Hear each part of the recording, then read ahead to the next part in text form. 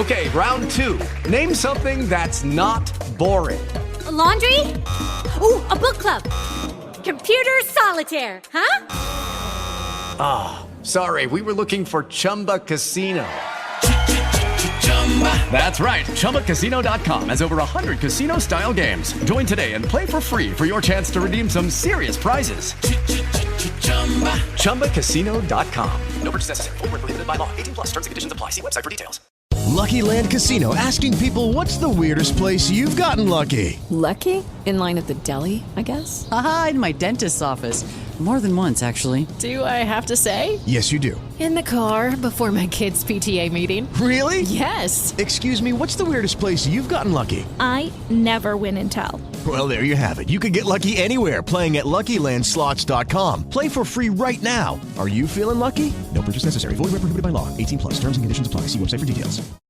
From Hollywood, it's time now for... Johnny Dollar. Hello. Hello, what's that? I can't quite hear you. This is Johnny Dollar. I'm phoning from a patrol phone, Forest Service, Summit Road. Okay, you're coming through now. Is that Lieutenant Mervyn? Right. I should have known it was you. What are you doing up there in the mountains? Is this a manhunt or a vacation? Relax, Lieutenant. Before you use some words, you'll have to eat. Meeting? Call in your APB. I found that stolen car the Nitzen gang was using. Where? Up here in the Santa Rita Mountains, about a mile from Primrose Camp, Pop Bardell's. Yeah, I know the place. They ran it off a cliff and started a rock slide to bury it. One of them's still in the car, dead, 2 bullet wounds. You must have hit him when they crashed your roadblock. That makes 2 dead. Leaves Chipper Nitzen and one other one still on the loose. All right, Mr. Dollar, I'll have 50 men combing that area within an hour and a half. You will not. What? There's something wrong at Bardell's place. You bring 50 state troopers in here, you may bust it wide open. Bust what wide open? That's what I'm trying to find out.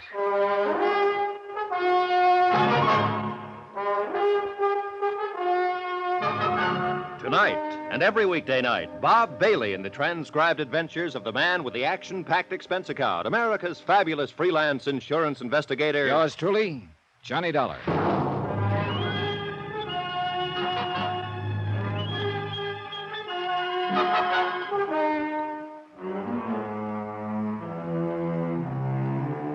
From Special Investigator Johnny Dollar, location Santa Rita National Forest, Southern Arizona. To the Home Office, Mid-States Industrial Insurance Company, Hartford, Connecticut. Assignment, the Primrose matter. Expense account continued. It took a lot of arguing to get Lieutenant Mervyn of the State Highway Police to hold his men off for 24 hours, but he finally gave in. $100,000. That was the amount of the insured payroll the Nitzen gang had got away with in Kansas City, killing 2 guards in the process. Later, they shot their way through a roadblock in southern Arizona, left a state trooper and one of the gang dead in the road behind them, and then disappeared. I was certain the answer was at Primrose Camp.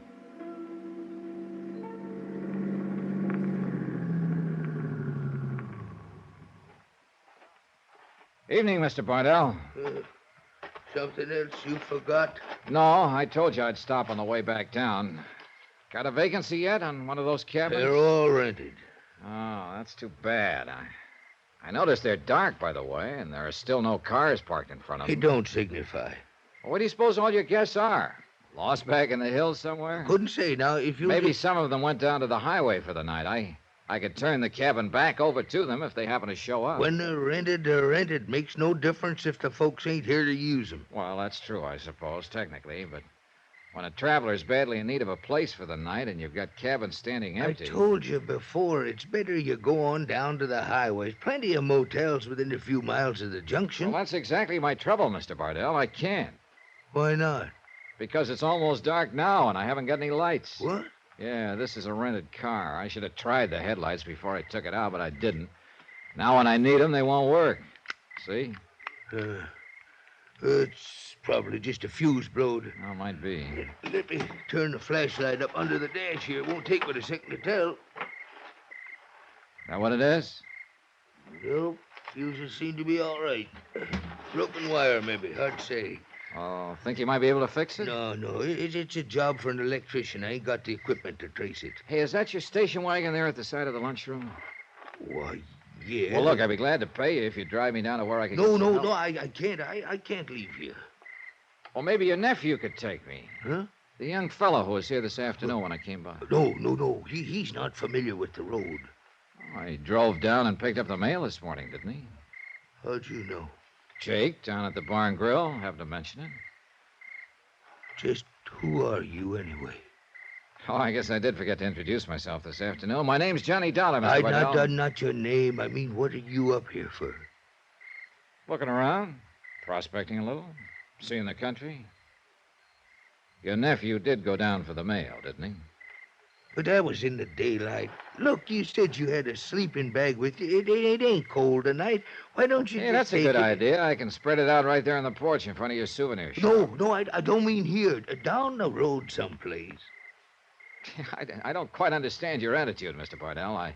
I've always understood you Westerners were noted for your hospitality. Well, it's just that it makes the missus nervous to have strangers around outside.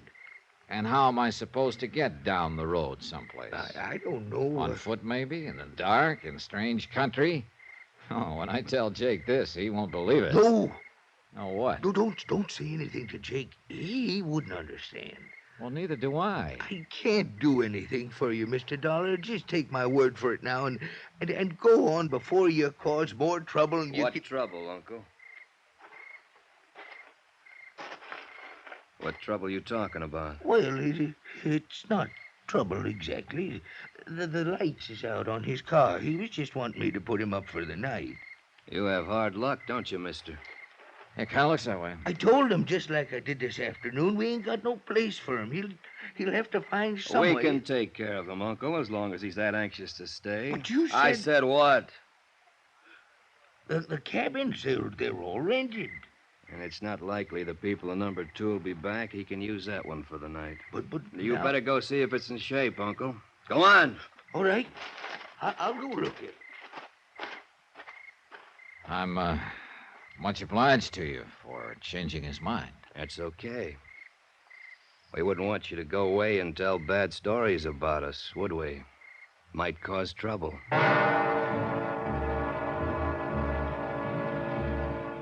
Expense account, item 7, $5. Payment in advance for one night's rent on cabin number 2, Primrose Tourist Camp.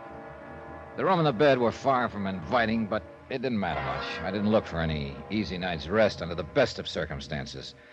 Not with the feeling of tension and danger that hung over this place, and the almost certain knowledge that 2 desperate killers were only yards away from me. Mrs. Bardell, Pop's wife, took my payment for the room and made change in the lunchroom next door to the service station. I'll have to give you ones, Mr. Dollar. Got a $5 bill. That's all right. There's 2, 3, 4, and 5. Want a receipt? No, thanks. But I could sure stand something to eat. Well, I could cook you up some ham and eggs, I guess. Some coffee, if that'll do you. Sure, fine. Only time I fix any regular meals, aside from short orders, when we got the cabins full. Then they're not full now, I take it, huh? No, not a soul. I mean, well, they're rented, of course, but the folks aren't eating here. Oh, I see. You want your eggs sunny side up? Yeah, that'll be fine. Must get kind of lonesome for you up here when the season slacks off. I got my man and my daughter. How old is your daughter, Mrs. Bardell? Jenny was 20, a month before last. Oh, well, I imagine she's a big help to you. Yes. She takes care of the souvenir shop on her own. Helps me here in the lunchroom when I get real busy. Yeah, I noticed a close sign on the door of the shop. Is your daughter away at the present? No, she's not feeling well today. She's in her room. Oh, I hope it's nothing serious. No. She'll be all right. She's got to be. Then it is something serious. No. I didn't mean it that way. It's nothing. Forget it. Well, look, if there's anything I can do... No, nothing. Forget I said anything, Mr. Dollar. You're going to want toast. No, bread will be fine. And there you are. Hope that's going to be enough for you. Yeah, plenty. Cream in your coffee? Black, please. Yeah. This looks great. You're a good cook, Mrs. Bardell. Ham and eggs don't prove nothing. Anybody can fix that. Oh, you'd be surprised. You'll be leaving in the morning, I suppose. Well, I'd like to stay several days, but I don't know whether your husband will let me have a cabin any longer. He can't help himself. He just can't help it. Why not? Well, the cabins are rented, that's all. When I put my stuff in number 2, there was no sign of any other luggage. They took it all out. I was right there all the time, Mrs. Bardell. I mean earlier. Mr. Dollar, we're in terrible danger, all of us. You too. What kind of danger? I can't tell you. Please, if I talk about it, I'll go all to pieces. You don't know what it's like. I might be able to help you. No. The only way you can help is to forget it, not ask any questions. This place is a powder keg. Don't do anything to set it off. Please, Mr. Dollar. Item 8, $1.10, 1 order of ham and eggs. Mrs. Bardell refused to say anything more, and I didn't try to force her to. She was shaking, cold sweat on her forehead, scared half to death. I walked out onto the porch, sat down and lit a cigarette, watched the stars come out one by one, sharp and bright against the black mountain sky. The Barnells' living quarters were back at the souvenir shop, and there were no lights showing in them.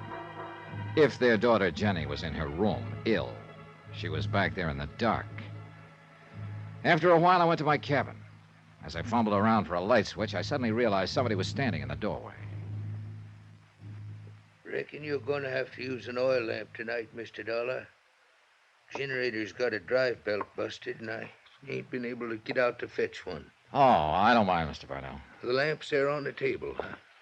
I'll light it for you now, and you can blow it out when you go to bed. Sure. All right, fine. You hadn't ought to pay no attention to the missus, what she said a while ago. I didn't realize she'd said anything. Well, she was telling me she spouted off some foolishness.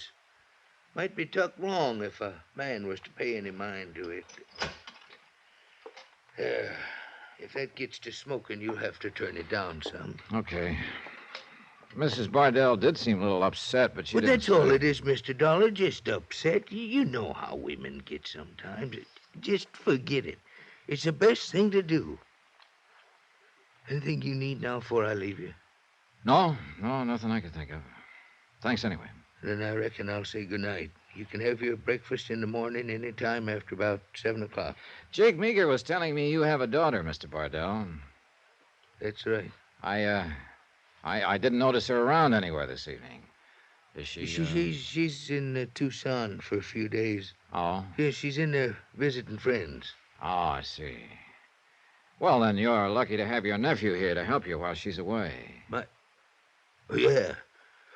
Yeah, it works out real good. He's been here for some time, I suppose. Oh, yeah, several weeks now. Mm-hmm. Seems to be a lot of help to you. Really takes hold of things. I don't know what I'd do without him. Well, I'll see you in the morning. Mr. Bardell. Yeah? Jake Meager told me your nephew just came yesterday. Jake drinks too much. He's always getting things mixed up. And Mrs. Bardell told me a little while ago that your daughter's out back in her room, ill, not in Tucson. Well, it's like I was saying. The missus is all upset. She just don't rightly know what she's saying. And one more thing. I noticed the front end of my car has been jacked up and the right front wheel's been taken off. The tire went flat. We'll fix it and put it back on in the morning. Good night, Mr. Dollar.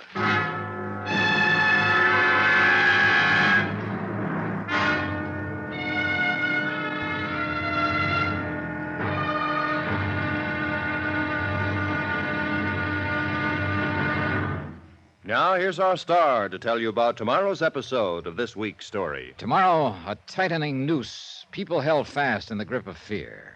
Then, violence. Join us, won't you? Yours truly, Johnny Dollar.